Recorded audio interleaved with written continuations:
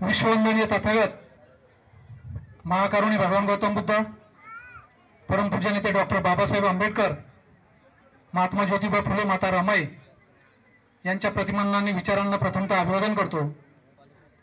आजच्या या कार्यक्रमाचे अध्यक्ष गणेशजी वावळ, तक्षशिला मंडळाचे सर्व सन्माननीय सदस्य महेंद्र कदम असतील, रघुनाथ कदम असतील, रामदास गोमाजी कदम, उत्तम कदम, सर्व अशोक कदम असतील, सर्व सन्माननीय व्यासपीठावरील सर्व मान्यवर, मधुकरजी लवांडे, या गावचे सरपंच पोलीस पाटील भालचीन, गणेश मराडे सरपंच आहेत, सर्व सन्माननीय।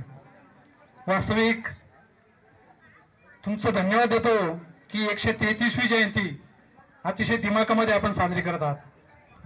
सांगलोरा गाव, कदम कंपनी आणि राक्ष दोन्ही एकच आहे। मला अभिमान आहे की सांगलोरा गावचं नाव तालुक्यामध्ये नेण्याची जबाबदारी या तक्षशिल मंडळावर असल्याने चांगल्या प्रकारचं काम तुम्ही या ठिकाणी करतात। बाबासाहेबांचे विचार सर्वसामान्य माणसापर्यंत गेले पाहिजे। पूर्वीच्या काळात जर पाहिलं तर आर्य आणि अनार्य, स्त्री आणि पुरुष, देव आणि दानव, सुरुवातीला जर पाहिलं तर आदिवासी लोक जंगलामध्ये राहतात, आपली देखील परिस्थिती तशी नाजूक होती। श्री हा शब्द देखील श्रीपासून आलेला आहे। श्री शंकर आणि पार्वती हे सर्व कशासाठी सांगतोय की पूर्वीचा जर इतिहास पाहिला तर बाबासाहेबांना त्या काळात किती अन्याय झाला।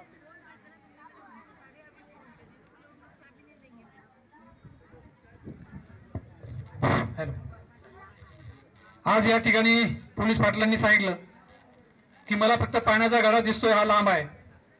हे तुम्ही बोलता म्हणून ठीक आहे, आमच्यासारखा बोला तर लगेच जातीवाद होईल। हे सांगायचं कारणही तसंच आहे, कारण बाबासाहेब हे बाबासाहेब होते। त्यांना शाळेत जागा नव्हती, दिव्याखाली बसायचे आणि त्या दिव्याखाली जाऊन अभ्यास करायचे। याचं कारणही तसंच होतं की त्या काळामध्ये सुवर्ण, कारण ब्राह्मण समाज हा अतिशय शिकलेला समाज होता।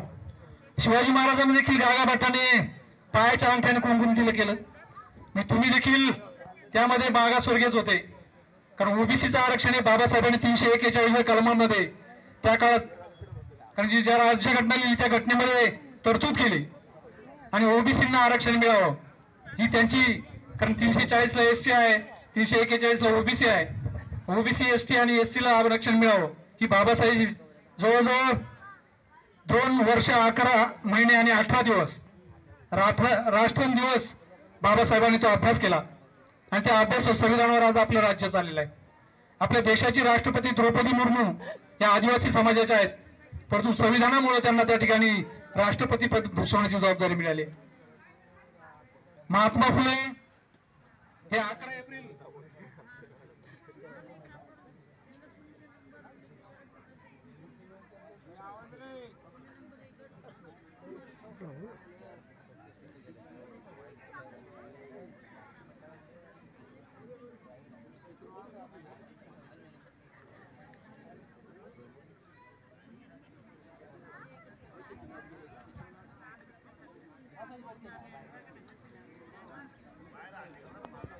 थोडं पुढे बाबासाहेब ज्यांनी गुरु मारले, जे गुरु हयात नव्हते, संत कबीर, महात्मा फुले आणि गौतम बुद्ध। संत कबीरांचे दोहे, कारण तुम्ही संत तुकाराम असेल, ज्ञानदेव असेल, सोपान असेल, मुक्ताई असेल, त्यामध्ये जे संत कबीर होते हे कबीर यांनी गुरु मानले, भगवान गौतम बुद्ध गुरु मानले। हे सांगायचं तात्पर्य की बाबासाहेबांनी जे हयात नव्हते त्यांना गुरु मानलं आणि त्यांचं वास्तविक 11 एप्रिल 1827 ला महात्मा फुल्यांचा जन्म झाला। त्यानंतर 10 मार्च 1830 ला सावित्रीबाईंचा जन्म झाला आणि 14 एप्रिल 1891 ला बाबासाहेबांचा जन्म झाला। मी महात्मा फुल्यांना गुरु मानण्याचं काय, 1890 ला महात्मा फुले गेले आणि 1891 ला बाबासाहेब जन्माला आले। महात्मा फुले हे बाळासाहेब गोरे म्हणून साताऱ्यामध्ये कणगुण गावचे, परंतु ते पुण्याला आले आणि पुण्याला आल्यानंतर त्यांचं नामांतर झालं, कारण फुलमाळे त्यांचं नाव फुले आणि फुल्यांचा मुलगा